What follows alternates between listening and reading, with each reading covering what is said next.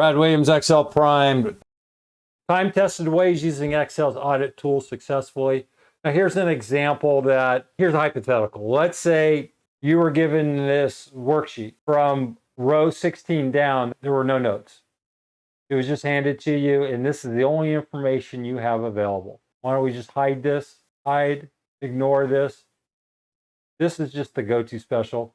But let's say this was handed off to you. Your boss said, look, this worksheet is crashing all of my Excel. Anytime I try to change the font size, this particular worksheet is blowing up everything. And I'm not real happy, boss tells you. Fix it. You're going to go, well, I'm not an expert. You're going to have to fix it. So let's hit Control Z again. Here's a secret. You have an image here.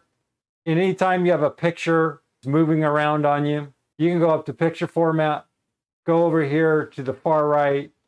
You're going to want to hit this size and property object, and you want to hit properties. Here you have the option to allow this picture to move or not move with row changes. You can say move but don't size with cells. Don't move or size with cells. Move and size with cells. We can go don't move. We're good to go. Or we can change it any way we want. So for example, if you use don't move or size with cells, if I insert cells, it doesn't move. On the other hand, I want it to move and I add cell. Okay, now if I hit Control Z, or if I delete cells, you can see it doesn't move. Now you have to go back and re-click the box. If we go move, but don't size cell, if I delete these rows, you can see how that box moves. Control Z. Now it's up to you, whatever the precedent, whatever you want. Remember, in order to change it, you have to click within the box. So we're going to say don't move.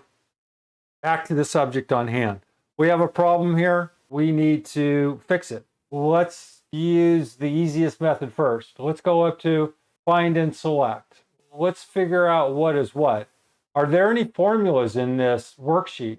So we hit formulas and it says, well, there's no worksheets.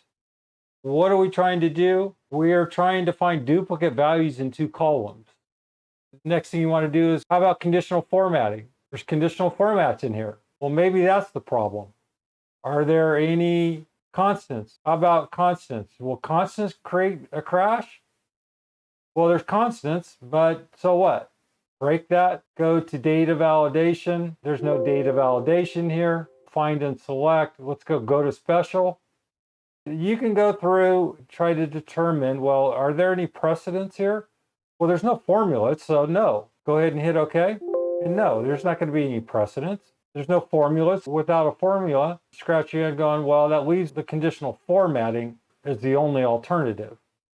You can go through this information, but this is where you start your troubleshooting. If you have formulas, the next section will touch on how to track these formulas, how to see what they're doing. Maybe that will troubleshoot your problem. If it is a conditional format, you're most likely going to have to go into conditional formatting, and then you're going to have to manage your rules. The precedence section up in the auditing doesn't delve into conditional formatting, so this is a whole separate topic on its own. You're going to have to try to troubleshoot the problem there.